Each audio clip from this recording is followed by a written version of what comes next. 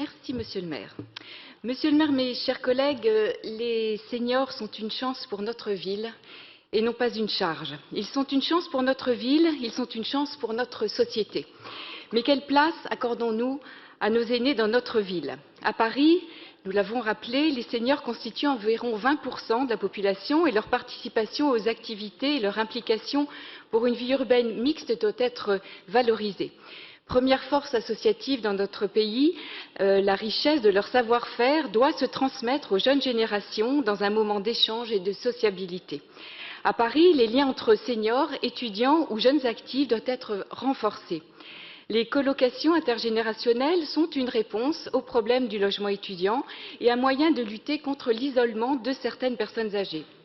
Une manière plus humaine d'optimiser l'espace disponible dans les tâches du quotidien, tout en bénéficiant chacun de son espace logement, en repensant nos modes d'habiter et nos liens sociaux en s'entraidant.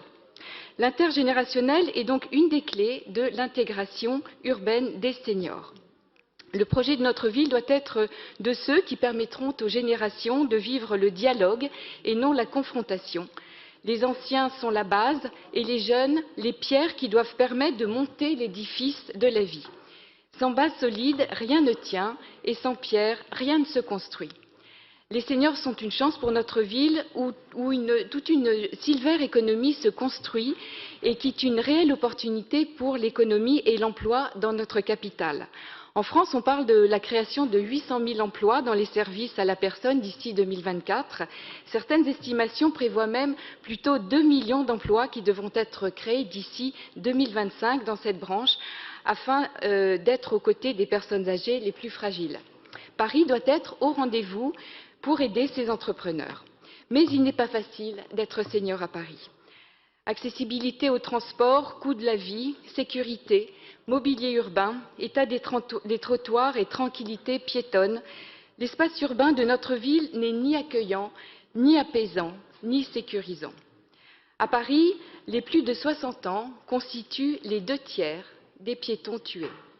Nous devons impérativement repenser l'adaptation et l'accessibilité de notre ville à ces publics, remettre des bancs dans l'espace public pour se poser, se reposer, mais aussi maintenir un lien social.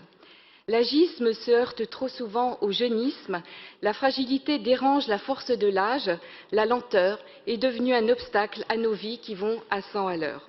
Oser parler du vieillissement est un défi dans un espace parisien où tout est fait pour des personnes jeunes, actives et en bonne santé. Et pourtant, la croissance sans précédent du nombre de personnes âgées issues de la génération du baby-boom va modifier en profondeur notre manière de vivre ensemble. Il est temps de construire une ville nouvelle avec des idées nouvelles. Il est temps de recoudre une ville où trop de fractures existent entre les jeunes et les personnes âgées. C'est notre vivre ensemble qui est en question, car ce que les seniors ont à transmettre aux nouvelles générations n'est pas que de la connaissance, c'est aussi et surtout un savoir-être. Je vous remercie.